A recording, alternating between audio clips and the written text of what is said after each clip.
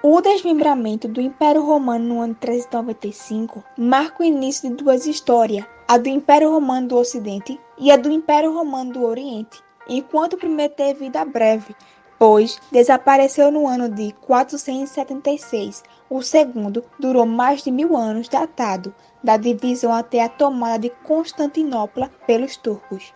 No entanto, é preciso recordar o entendimento dos estudiosos, para os quais do século VIII em diante o Império Bizantino substituiu o Império Romano do Oriente, e que tal fato foi resultado de um conjunto de circunstâncias que acabaram por dar um novo perfil à civilização bizantina: a adoção da língua grega e de uma cultura mesclava influências grego-romanas e orientais, o dinamismo do comércio e das cidades, a relação do Estado com a Igreja, as querelas religiosas, a arte expressa nas grandes obras da arquitetura, na madeira, nos vitrais, nos tecidos, nas miniaturas de manuscritos, por exemplo, são alguns dos elementos que caracterizam a nova civilização. Entre o início do século V e o fim do século VIII, a invasão dos bárbaros modificou o mapa político do Ocidente, que tinha se mantido sob a autoridade nominal do imperador bizantino. Após o período do movimento migratório mais intenso, as diferentes tribos, dentre elas os francos, foram se fixando em áreas do Ocidente europeu.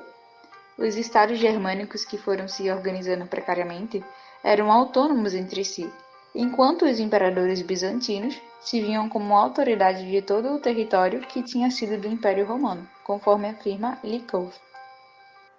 Após se instalarem no território, que hoje, grosso modo, corresponde ao da França, os francos começaram a investir sobre os povos vizinhos, beneficiando pela aliança com a Igreja, pela fusão com os romanos e pela fraqueza e desorganização dos opositores. Foram reconstituídos a unidade ocidental, de forma que a coroação de Carlomagno, no ano 800, marca também a restauração do Império Romano. À frente do governo do Império, Carlomagno dividiu o reino em condados, nomeou marqueses ou duques para administrar as regiões de fronteiras e pessoas, os ministri dominici, para percorrerem o império, colhendo informações sobre a administração dos domínios, mandou organizar as primeiras leis escritas da Idade Média e entregou Igreja e Estados.